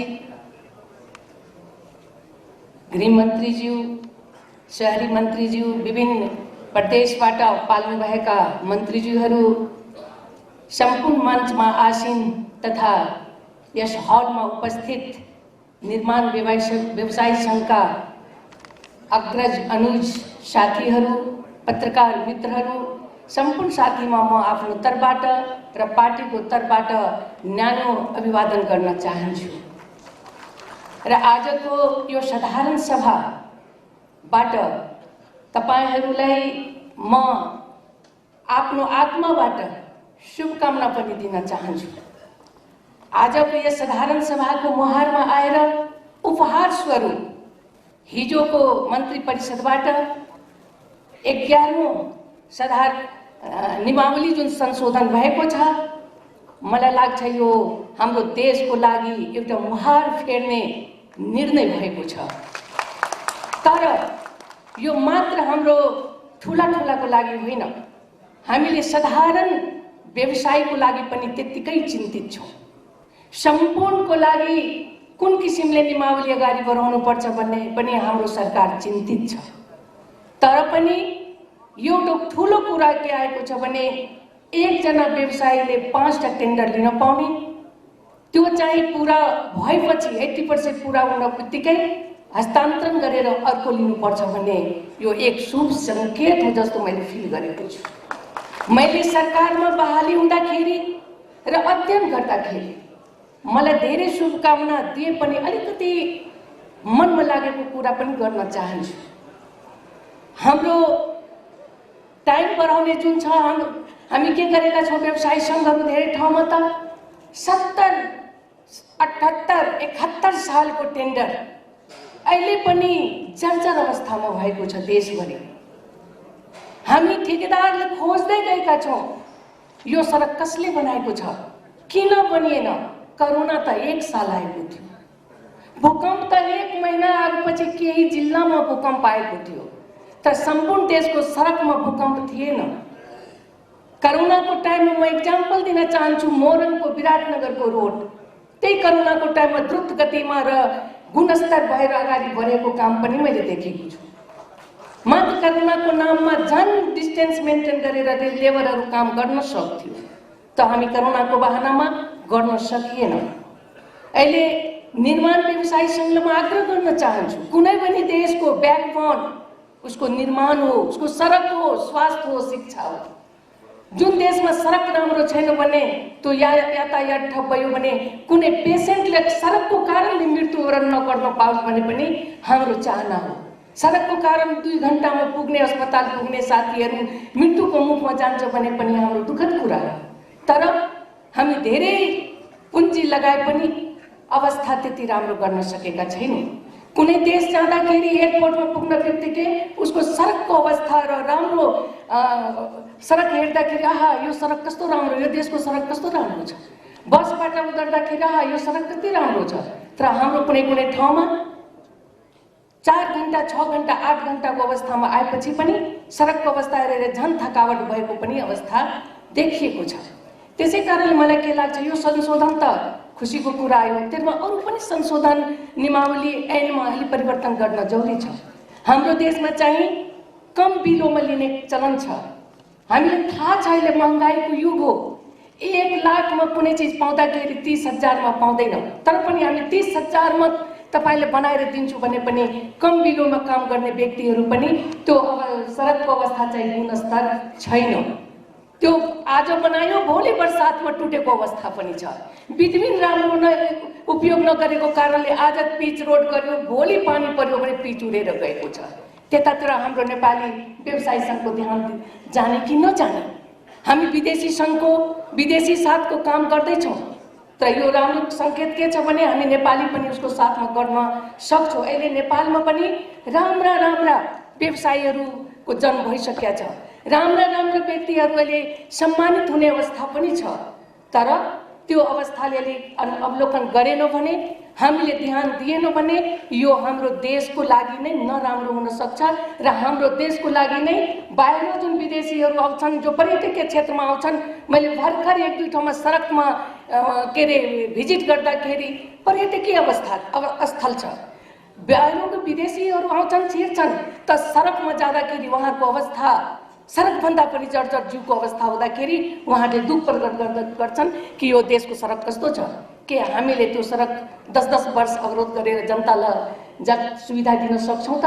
त्यसै कारणले मलाई के लाग्छ, म धेरै कुरा गर्न त चाहन्न, तर मेरो म तेरि विज्ञ पनि होइन, तर पनि हाम्रो एउटा दायित्व के छ भने टाइम बन्ड, बिलोको बन्ड पनि अहिले कति 15% भन्दा बढी नहोस् भन्ने लाग्छ, सुधार गर्न आवश्यकता छ। यो सबै ठाउँमा कम बिलो लिएर काम गर्ने चाहिँ क्वालिटी भयो भने राज्य, हाम्रो देश सानो देश छ, हाम्रो आर्थिक अवस्था हामी आफ्नै खुट्टामा अहिले उभिन चाहिँ प्रयास गर्दैछौँ, तर त्यति हाम्रो अवस्था राम्रो छैन। त्यसै कारण हामीले विदेशी ऋण लिएर पनि काम गर्न अवस्था छ। त्यस कारणले मलाई के लाग्छ भने 15% भन्दा कम बिलोमा काम हुन्छ भने हाम्रो देशको अस्त्रोन्नति हुँदैन। यसमा हामीले ध्यान, यसले पनि हामी आफ्नो प्रधानमन्त्रीसँग आग्रह गर्छौँ र फेरि यस नियमावलीमा चेन्ज गर्नुपर्छ भन्ने भोलिको लागि हामी तयार गर्नेछौँ भन्ने प्रतिबद्धता देखाउन चाहन्छौँ। तर अब यो साह्रै कुरा हुँदाखेरि मलाई तपाईँहरूले म शुभकामना दिन चाहन्छु। धेरै व्यवसायी सङ्घहरू यता सम्मानित हुने पनि अवस्था छ। टाइमभन्दा पहिला नै काम गरेर क्वालिटीमा काम बुझाएको व्यक्तिहरू पनि हुन्, तर धेरैले थाहा छैन हाम्रो कति कति कति सडक छ, कति पुला छ। अहिले हाम्रो देशमा अरबौं खरबौं रुपियाँ लगाएर पुला बनाएको अहिले 200 भन्दा बढी पुला हामी भत्किसक्यो। यो अवस्थाको जिम्मेवारी कसले लिने? त्यसकारण डिजाइनिङको कमी, बनाउने व्यवसायको कमी, हाम्रो राज्यको पनि हाम्रो पनि कमी हुन सक्छ।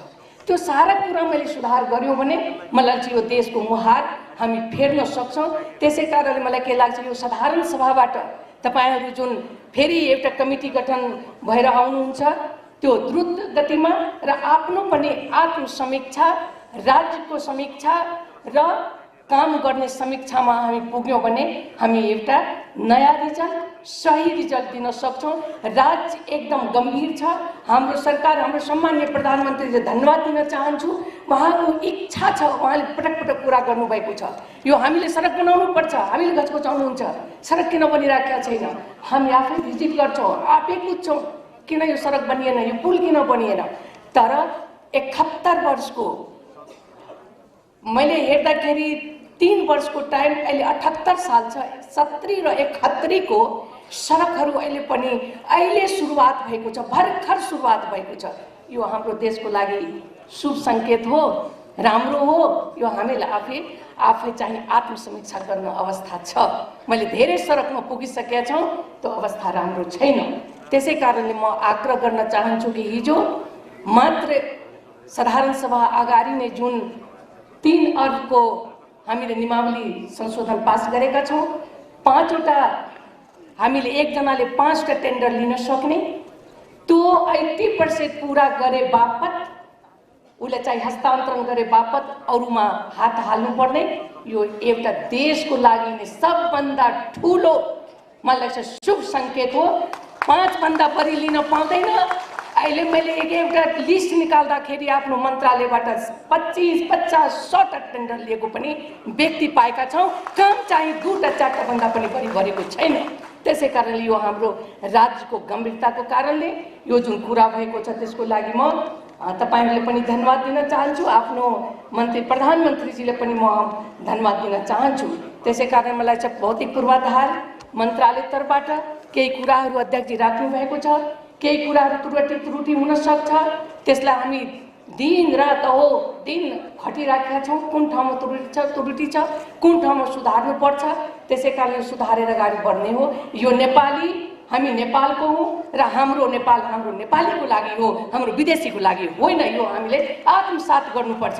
विदेशीको सँग पनि काम गर्दाखेरि विदेशीहरूको पर्फर्मेन्स राम्रो छ कि छैन, मैले हेर्दाखेरि उनीहरू कम बिलोमा भर्ने व्यक्तिहरू, हाम्रो विदेशी साथीहरू कसैको राम्रो काम हुँदा पनि 2 रुपियाँ 4 रुपियाँ बढेकोमा काम पाएको छैन।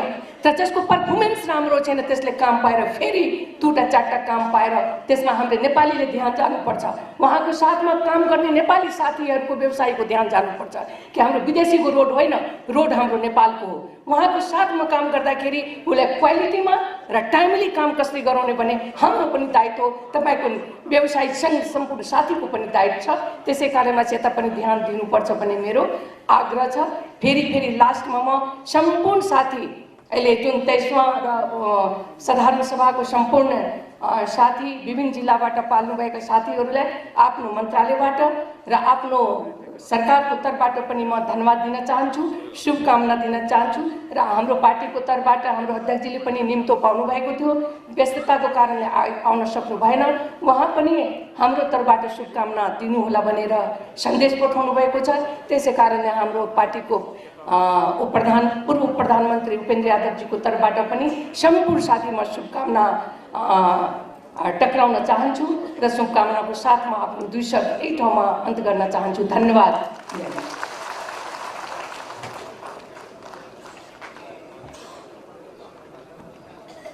धन्यवाद मन्त्रीज्यू। अब हामी कार्यक्रमको झन्डै अन्तिमतिर पुगेका छौँ। अब हाम्रो मन्तव्यकै क्रममा गृह मन्त्रालयका माननीय मन्त्री गृहमन्त्री श्री बालकृष्ण खाँडज्यूलाई आफ्नो सान्दर्भिक भनाइ राखिदिनु हुनको लागि म हार्दिक अनुरोध गर्दछु।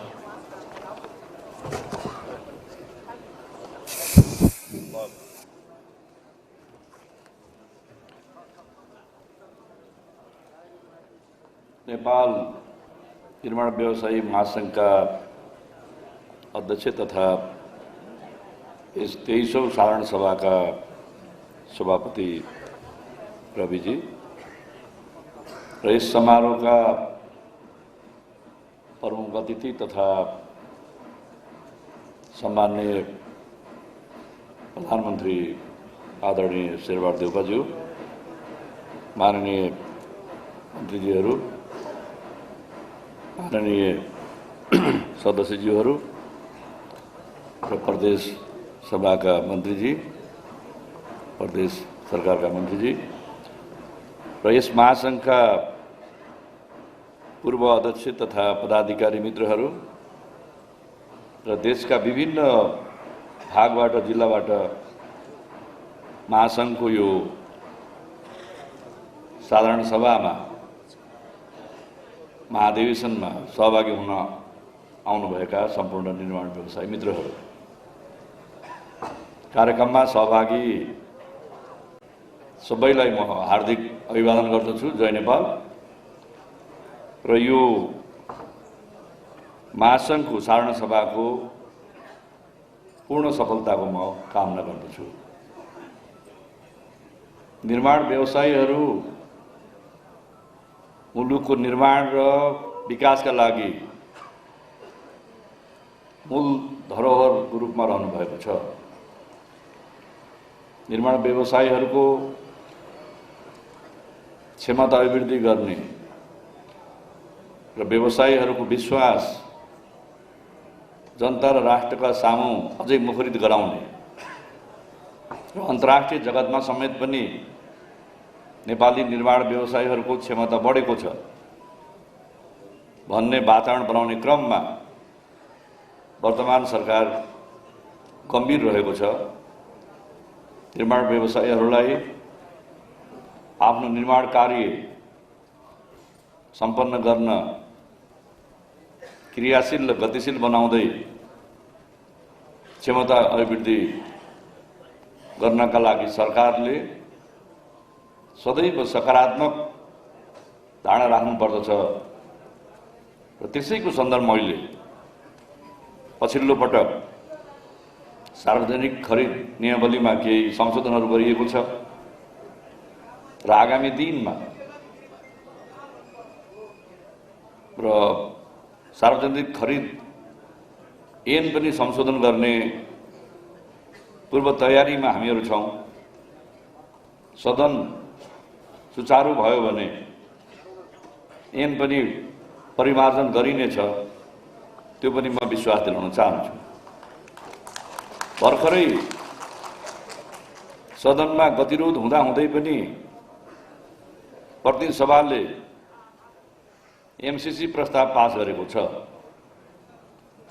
सम्माननीय प्रधानमन्त्री शेरबहादुर देउपाको दृढता र उहाँको विश्वासमा सबै प्रतिनिधि सभाका सदस्यहरूले सरकारमा सामेल हुनुभएका माननीय मन्त्रीजी र पार्टीका नेताहरूले साथ दिएरै यो प्रस्ताव पास भएको छ।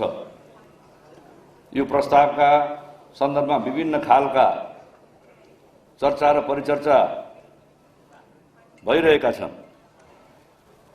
यो एमसीसी प्रस्तावको बारेमा खास गरेर आर्थिक क्षेत्रले, आर्थिक जगतले सकारात्मक रूपमा लिएको छ। उद्योग वाणिज्य महासंघ, उद्योग व्यवसाय मित्रहरूको पनि सदैव यो प्रस्तावलाई अगाडि बढाउनु पर्दछ भन्ने धारणै रहिआएको थियो र निर्माण व्यवसायी महासंघले पनि यो प्रस्तावलाई अगाडि बढाउनको लागि सरकारलाई सदैव प्रेरित गरिरहेकै थियो। त्यसका लागि म निर्माण व्यवसायी महासंघलाई र देशभरि निर्माण कार्यमा सहभागी भइरहनुभएका निर्माण व्यवसायीहरूलाई पनि हार्दिक धन्यवाद दिन चाहन्छु। यो एमसीसी मिलेनियम कर्पोरेसन कम्प्याक्ट, जो मिलेनियम कर्पोरेसन कम्पनी र नेपाल सरकारको बीचमा सहमति भएर अगाडि बढेको हो।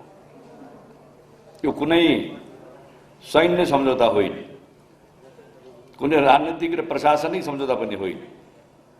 यो सम्झौता विकास साझेदारी नेपालको विकासका लागि हो, खास गरेर नेपालको गरिबी निवारणका लागि, नेपालको बेरोजगारी निवारणका लागि र नेपालमा आर्थिक गतिविधि बढाउने, भौतिक पूर्वाधारको निर्माणमा तीव्रता ल्याउने, खास गरेर सडक विस्तारका लागि र विद्युतको ट्रान्समिसन लाइनहरू तानेर उत्पादनको सम्मुखमा रहेका विद्युत पावर हाउसको बिजुलीलाई जनताको घर दैलोमा पुर्याउने, बढी भएको बिजुलीलाई छिमेकी मुलुकहरूमा पुर्याएर बिक्री गर्ने र त्यसले गर्दाखेरि नेपालले बेहोरिरहेको घाटा व्यापारलाई सन्तुलनमा ल्याउने र हाम्रो निर्यात व्यापारलाई प्रवर्धन गर्ने मूल उद्देश्यका साथै ल्याएको हो। र बिजुलीको तारबाट कुनै पनि देशको सेना आउन सक्दैन, बिजुलीको तारबाट बिजुली नै आउँछ। त्यसकारणले अहिले विगतका दिनमा लोड सेडिङका कारणले उद्योग धन्दा, घर व्यापार चलाउनका लागि पनि जुन असहजता थियो, त्यो असहजताबाट मुलुकलाई अगाडि बढाउनको लागि नै यो एमसीसी प्रस्ताव ल्याइएको हो। म महासंघको यो चारण सभामा आउनुभएका देशभरिकै जागरुक उत्साहित व्यवसायीहरूलाई आग्रह गर्न चाहन्छु, तपाईहरु यहाँबाट फर्किएर गइसकेपछि सरकारले जुन खालको दृढता लिएको छ, जुन खालको विश्वसनीयता स्थापित गरेको छ, जुन खालको वातावरण बनाएको छ विकास निर्माणका लागि, अन्तर्राष्ट्रिय लगानीका लागि जुन खालको एउटा सहज वातावरण र विश्वासिलो वातावरण बनाएको छ, त्यो कुरा तपाईहरुले आफ्ना साथीहरूलाई सहजताका रूपमा सम्प्रेषित गर्नुहुनेछ, अवगत गराउनुहुनेछ भन्ने पनि म विश्वास व्यक्त गर्न चाहन्छु र त्यसको म तपाईहरुलाई आह्वान पनि गर्न चाहन्छु। किनकि नेपालमा ठूला आयोजनाहरू बन्ने बेलामा जहिले पनि त्यो आयोजनाको विरोधमा एउटा जनमत सिर्जना गरिन्छ, कृत्रिम जनमत सिर्जना गरिन्छ।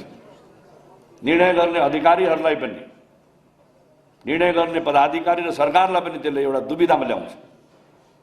आजभन्दा धन्नै 20 वर्ष अगाडि अरुण परियोजनामा पनि त्यस्तै खालको दुविधा उत्पन्न भयो, जसले गर्दा अरुण विद्युत परियोजनालाई अगाडि बढाउन सकिएन, जसका कारणले मुलुकले अन्धकार बेहोर्नु पर्यो, मुलुकमा लोड सेडिङको घोषणा गर्ने स्थिति आयो। त्यसकारणले अहिले पनि हामीले विद्युत विकासका लागि, भौतिक पूर्वाधारको विकासका लागि नै अन्तर्राष्ट्रिय वातावरणलाई विश्वस्त बनाउनका लागि यो एमसीसी प्रस्तावलाई हामीले पास गरेको हो। यो साथीहरूले बुझ्नु भएको कुरा हो। तर बुझेका कुरा पनि साथीहरूसँग नराख्दाखेरि, आम नागरिकको बीचमा नराख्दाखेरि त्यसले जनमतलाई चाहिँ सकारात्मक प्रभाव पार्न सक्दैन। त्यही म सम्माननीय प्रधानमन्त्रीजीलाई, नेपाली कांग्रेसकै उहाँ सभापति हुनुहुन्छ, म त्यही कांग्रेसको एउटा कार्यकर्ता हुँ, तथापि यो एमसीसी प्रस्तावका लागि उहाँले लिनुभएको अडानका लागि म उहाँलाई हार्दिक धन्यवाद दिन चाहन्छु। देशको तर्फबाट, जनताको तर्फबाट यो उहाँले एउटा ऐतिहासिक ठुलो निर्णय गराउने अठोट दृढता व्यक्त गर्नुभएको छ। यसका लागि उहाँले हिजो अपोजिसनमा हुँदाखेरि पनि भन्नुभयो, प्रधानमन्त्रीजी यो प्रस्ताव अगाडि बढाउनुहोस्, मैले साथ दिनेछु, मेरो पार्टीले साथ दिनेछ। अहिले प्रधानमन्त्री भएको बेला पनि उहाँले भन्नुभयो, हाम्रो सरकार टुट्छ कि टुट्दैन यो महत्त्वपूर्ण कुरा होइन, म प्रधानमन्त्री रहन्छु कि रहन्न यो महत्त्वपूर्ण कुरा होइन, तर यो एमसिसी प्रस्ताव देशका लागि हो, जनताको लागि हो, अन्तर्राष्ट्रिय विश्वसनीयताको लागि हो। त्यसकारणले जुनसुकै मूल्य चुकाएर पनि यो प्रस्ताव म अगाडि बढाउँछु, पास गराएर छोड्छु भन्नुभएको थियो। पार्टीका शीर्ष नेताहरूलाई, प्रतिपक्षी दलका प्रमुख नेतालाई पनि, पूर्व प्रधानमन्त्रीलाई उहाँले भन्नुभयो, यो प्रस्तावलाई तपाईँले साथ दिनुहोस्, तपाईँले नै सदनमा पुर्याउनु भएको हो, प्रतिनिधि सभामा दर्ता गराउनु भएको हो, यो प्रस्तावलाई साथ दिनुहोस्, देशले तपाईँलाई धन्यवाद दिनेछ। होइन म प्रधानमन्त्री भएको कारणले यो प्रस्ताव रोक्न चाहनुहुन्छ भने फेरि तपाईँ प्रधानमन्त्री हुनुहोस्, यो प्रस्तावको पक्षमा म उभिनेछु। एउटा प्रधानमन्त्रीले त्योभन्दा ठुलो दृढता कहिले देखाउने, कहाँ देखाउने? त्यहाँले प्रधानमन्त्री बनिरहनका लागि, मन्त्री बनिरहनका लागि हामीले अरूका विभिन्न शर्तहरू मान्ने नेपालको पुरानो प्रचलन थियो, जे भने पनि मान्थे। तर अहिले प्रधानमन्त्रीजीले यो प्रस्ताव मुलुकको हितमा छ, जनताको हितमा छ, नेपालको अर्थतन्त्रको लागि यो अपरिहार्य छ, गरिबी निवारणका लागि र खास गरी नेपालको जलविद्युतको प्रयोगका लागि अपरिहार्य छ भन्ने आधारमा यो प्रस्तावका लागि म जुनसुकै मूल्य तिर्न तयार छु भन्नुभयो। त्यहाँले यो चाहिँ धेरै ठुलो दृढता उहाँले देखाउनु भएको छ। त्यो नेपालको इतिहासले बिर्सने छैन भन्ने पनि म विश्वास व्यक्त गर्न चाहन्छु। अघि मन्त्रीजीहरूले भनिसक्नु भएको छ, निर्माण व्यवसायीहरूका तपाईँहरूका प्रति पनि हाम्रो ठुलो विश्वास छ।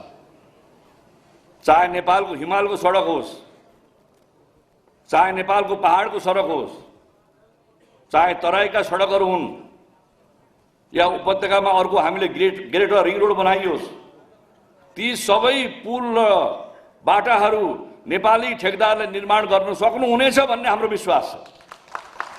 पुल निर्माणका लागि, बाटो निर्माणका लागि अब हामीलाई विदेशी निर्माण कम्पनीको आवश्यकता छैन। त्यसका लागि नै हामीले 1 अरब रुपियाँको सिलिङसम्मका योजनाहरू नेपाली ठेकदारले गर्ने, त्यसमा विदेशी जोइन्ट भेन्चरलाई निम्त्याउनु जरुरी छैन भन्ने योभन्दा अगाडि हाम्रो निष्कर्ष थियो।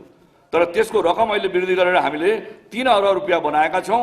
यो 3 अरब रुपियाँलाई तपाईँहरूले सदुपयोग गर्ने भने त्यो रकमको पनि वृद्धि हुनेछ। त्यसरी नै 10 अरब रुपियाँसम्मको निर्माणमा बिडिङ गर्ने क्रममा कुनै पनि विदेशी कम्पनीले नेपाली कम्पनीसँग जोइन्ट भेन्चर गर्नै पर्नेछ, त्यो खालको अवस्था पनि हामीले सिर्जना गरेका छौँ। यो रकमको वृद्धि गरेपछि केही निर्माण व्यवसायीहरूले मात्रै सबै निर्माणहरू उहाँहरूले नै आफ्नो माथामा राख्नुहुनेछ कि भन्ने आशंका भएको कारणले एउटा निर्माण व्यवसायीले, अब तपाईँहरू जति नै ठुलो निर्माण व्यवसायी भए तापनि अब हिजोको मितिबाट 5 वटा भन्दा बढी ठेक्कामा तपाईँहरूले बिडिङ गर्नै पाउनुहुन्न। त्यसकारणले अरू ठेक्कामा अरू साथीहरूले बिडिङ गर्छन् र उनीहरूले पनि आफ्नो क्षमताको वृद्धि गर्छन्। त्यो खालको चाहिँ नि हामीले सुनिश्चित गरेका छौँ। त्यसरी नै ब्याङ्कमा योभन्दा अगाडि ब्याङ्कसँग क्रेडिट लाइन गर्नुपर्ने, त्यसका बाबत तपाईँहरूले शुल्क तिर्नुपर्ने, अनि ब्याङ्कले फेरि एउटा फर्ममा तपाईँहरूलाई सही गराएर यो क्रेडिट लाइन लिएको बापत ब्याङ्कले चाहिँ नि कुनै पनि के अरे ऋण प्रवाहको सुनिश्चित गर्ने छैन भनेर राखिदिएको छ। हेर्नु, ब्याङ्कले चाहिँ लगानी चाहिँ नगर्ने, लगानीको सुनिश्चितता नगर्ने, तर क्रेडिट लाइन बापत केही कमिसन ब्याङ्कले चाहिँ लिने र निर्माण व्यवसायीलाई चाहिँ निर्माण क्रममा केही महँगाई बढ्ने अनि जनतामाथि त्यसको आर्थिक भार बढ्ने, त्यो खालको प्रावधानलाई हिजोको मितिबाट नै खारेज गरिएको छ। कृपा गरेर ब्याङ्कका साथीहरूले माफ गर्नुहोला, ब्याङ्कका सञ्चालक साथीहरूले, ब्याङ्कका चेयरम्यान साहबहरू पनि यहाँ भएको भएदेखि माफ गर्नुहोला। ब्याङ्कले पनि आर्थिक गतिविधि फैलाओस्, आर्थिक गतिविधिलाई तीव्र दियोस् र आफ्नो आयस्ता बढाओस् र ट्याक्स पनि तिरोस् भन्ने हाम्रो चाहना छ। तर क्रेडिट लाइनको नाममा निर्माण व्यवसायीसँग कमिसन लिने काम नगरोस् भनेर सरकारले त्यसलाई चाहिँ नि त्यो प्रबन्धलाई खारेज गरिदिएको छ। यसले अवश्य पनि तपाईँहरूलाई केही न केही लाभ हुने नै छ। त्यसका साथसाथै अब तपाईँहरूले काम गरिरहनु भएको छ, धरोटी चाहिँ फिर्ता नभएको कारणले अब यो मुद्रामा चाहिँ तपाईँलाई मुद्रा गतिविधि के अरे यो गतिशीलतामा केही चाहिँ नि समस्याहरू देखियो, त्यसलाई 80% तपाईँहरूले काम गरिसक्नु भएको छ र बाँकी काम पनि निर्माण सम्पन्न गर्ने सुनिश्चितता छ भने हाम्रो जीवजीले भने जस्तै अब चाहिँ धरोटी पनि तपाईँहरूलाई नै सरकारले फिर्ता गरिदिने तपाईँहरूलाई विश्वास आधारमा त्यो कुराको सुनिश्चितता चाहिँ भइसकेको छ। र त्यस कारणले अघि जीव छिरिङजी मेरा नेता पनि हुनुहुन्छ, साथी पनि हुनुहुन्छ, निर्माण व्यवसाय पनि हुनुहुन्छ होइन, र यो व्यवसायको अध्यक्ष पनि हुनुहुन्छ। उहाँले भनेका सबै कुरामा मेरो समर्थन छ। तर एउटा कुरामा उहाँले चितवनमा बाटो बनाउँदाखेरि एउटा खाल्टो बनेछ कि साइडमा चाहिँ ड्रेनेजै होला, आदरणीय विक्रम पाण्डेजी चितवनको उहाँलाई थाहा होला, त्यो चाहिँ नि खाल्टोमा एउटा गैँडा खसेछ कि। अब गैँडा खसेर गैँडाको चाहिँ नि मृत्यु भएछ। त्यसमा चाहिँ नि चितवनको वन आरक्षणले चाहिँ नि कारबाहीको प्रारम्भ गरेछ। नेपाल सरकारको गृह मन्त्रालय मार्फतको चाहिँ नि प्रशासन कार्यालयले, सुरक्षा निकायले, पुलिसले कारबाही गरे होइन, त्यो वनको आरक्षणले गरे हो। आखिर आरक्षणले कारबाही गरे पनि सरकारले नै कारबाही गरेको, त्यसको नैतिक जवाफदेदार जिम्मेवारी म लिन्छु। तर मैले त्यसपछि त्यहाँका सुरक्षा निकायहरूलाई मैले आग्रह गरे हुँ कि तपाईँहरूले निर्माण व्यवसायलाई दुःख दिने काम नगर्नुहोस्। यो नालीमा चाहिँ खसेर चाहिँ नि गैँडा चाहिँ नि मृत्यु भएको छ, त्यो गैँडाको चाहिँ नि राम्रो व्यवहार गर्नुहोस्, अर्को गैँडा नखसोस्, त्यो प्रबन्ध गरौँ। तर यो कारणले निर्माण व्यवसायलाई तपाईँको चाहिँ नि चौकीमा चिया खुवाउने काम नगर्नुहोस्। चौकीमा चिया खाने भनेर बुझ्नु भएको छैन होइन, त्यो काम नगर्नु होला। त्यसले निर्माण व्यवसायलाई हतोत्साहित गर्ने काम हुन्छ। त्यसलाई यसको सुप्रबन्ध गरौँ, स्थायी प्रबन्ध गरौँ। बाटो बनाउने क्रममा नाला खन्नै पर्छ।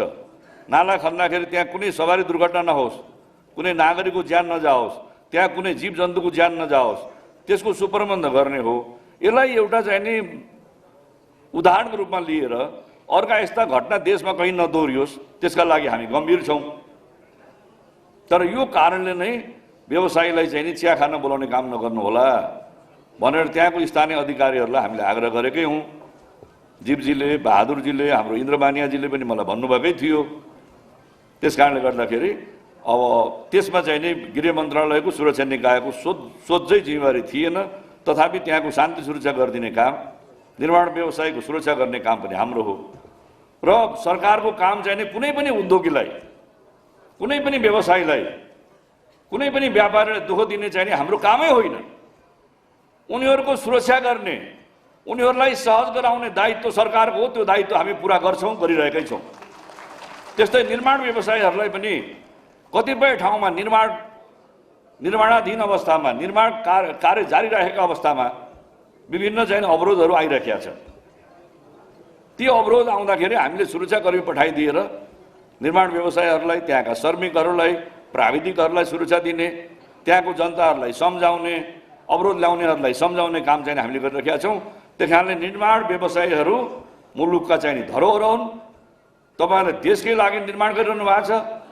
देशकै लागि तपाईँहरूले आम्दानी पनि गर्नुहोस्, आयस्ता पनि बढाउनुहोस्, सरकारलाई ट्याक्स पनि बढीभन्दा बढी तिर्नुहोस्। त्यो हाम्रो चाहिँ आग्रह छ कि अब उद्योगपति, व्यापारी, व्यवसायी, निर्माण व्यवसायी, पर्यटन व्यवसायीहरूले आम्दानी गर्न सक्नु भएन भने अनि कहाँबाट सरकारको के अरे राजस्व बढ्छ, अनि कहाँबाट हामीले सामाजिक क्षेत्रमा खर्च गर्छौँ। त्यस कारणले अहिले पर्यटन व्यवसाय पनि अहिलेको चाहिँ हाम्रो सरकारले नयाँ छर्लाङ जस्तै ल्याएको छ कि होटलहरूलाई, पर्यटन चाहिँ नि उद्योगहरूलाई, खास गरेर चाहिँ रेस्टुरेन्टहरूलाई घडी हेरेर 10 बजे जुन बन्द गर्ने प्रचलन थियो, त्यो प्रचलनलाई खारेज गरेर यदि होटल व्यवसायीले स्थानीय प्रशासनसँगको तालमेलमा ट्याक्स तिर्ने चाहिँ नि शर्तमा उसले होटल खोल्न चाह्यो, रेस्टुरेन्ट खोल्न चाह्यो भने 24 घण्टा खोल्न दिने। त्यसले गर्दा रोजगारी पनि बढ्छ, बिक्री पनि बढ्छ, व्यवसायको आम्दानी पनि बढ्छ, श्रमिकहरूको रोजगारी पनि बढ्छ, प्राविधिकहरूको रोजगारी पनि बढ्छ र आर्थिक गतिशीलता पनि हुन्छ। त्यो दिशामा हामीहरू छौँ। त्यस कारणले म यो मञ्चबाट आग्रह गर्न चाहन्छु निर्माण व्यवसायीहरूलाई, उद्योगीहरूलाई, कुनै पनि व्यवसायहरूलाई उनीहरूको व्यवसायको सम्वर्धनको लागि सुरक्षा दिने काम सरकारले सदैव गरिरहनेछ। त्यसमा कहीँ कमी कमजोरी छन् भने पनि ती कमी कमजोरीलाई सुधारेर अझै सुरक्षा निकायलाई चाहिँ हामीले अझै तपाईँलाई व्यवसाय मैत्री, उद्योग मैत्री बनाएर लिएर जानेछौँ भन्ने विश्वास व्यक्त गर्दै म तपाईँहरूलाई धन्यवाद पनि दिन चाहन्छु। र निर्माण व्यवसायीहरूसँग सम्बन्धित सुरक्षाको केही समस्याहरू छन्। कुनै निर्माण चाहिँ नि आयोजनाहरू निर्माण गरिरहेको बेलामा केही समस्या भयो तपाईँहरूलाई भने तपाईँहरूले चाहिँ नि हाम्रो सरकारलाई आफ्नै सरकार, उद्योगी व्यवसायीहरूको मैत्री सरकार, यो जनताको जनप्रतिनिधि सरकार हो।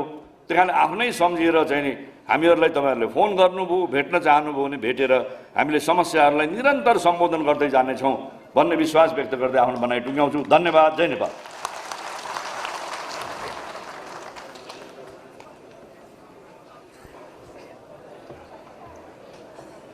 धन्यवाद गृहमन्त्रीज्यू, उहाँको सान्दर्भिक भनाइ हार्दिक धन्यवाद दिँदै अब हामी छोटो यो महासङ्घको यस कार्यक्रमलाई प्रायोजन गरिदिनु भएकोमा जेसिबी नेपालको छोटो प्रस्तुति छ, उहाँलाई छोटो समयमा तपाईँले छोटै कार्यक्रम राखिदिनु हुन म हार्दिक अनुरोध गर्दै जेसिबी मुख्य प्रायोजक, आजका मुख्य प्रायोजक जेसिबी नेपाल इन्डियाका वीरेन्द्र भारद्वाजजीलाई आमन्त्रण गर्दछु। धन्यवाद।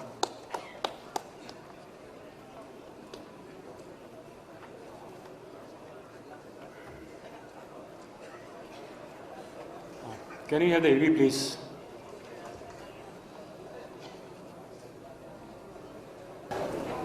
Chief guest of the day, Honorable Prime Minister Shri Sher Bahadur Deva ji, Honorable Home Minister Shri Bal Krishna Khan ji, Honorable Minister of Physical Infrastructure and Transport Srimati Renu Kumari Yadav ji, Honorable Minister of Urban Development Srimati Ram Kumari Jakri ji, respected Afghan President Shri Ravi Singh ji, all district association presidents, all VIP delegates, distinguished guests, media representatives, ladies and gentlemen.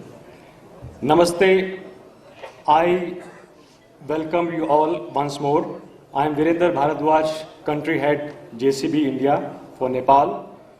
We are all delighted to be part of this 23rd AGM and election. I hope will be a grand event. I will be giving presentation, very short presentation, along with Mr. Sanjeev Pahuja, which will jointly presenting this entire presentation. I will be taking you through JCB part, and he will be taking us through MEW part. So this is a story. This is a story of a small product which had a very humble beginning and became a best brand in the world. JCB today is world's leading manufacturer of earth-moving and construction equipment. It was founded in 1945 at Utrecht in UK, and our chairman, our Sir Joseph Cyril Bamford, was the founder of this company, and hence the name JCB. JCB foundation is on two philosophies.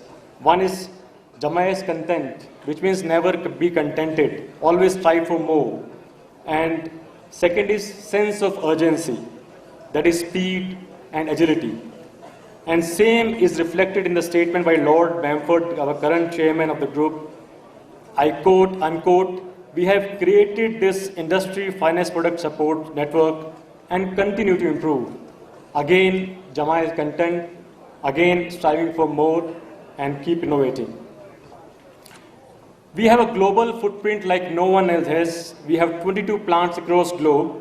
We have 770 plus dealers, 2,200 plus outlets, 150 countries we are present in, and we employ over 12,000 employees globally.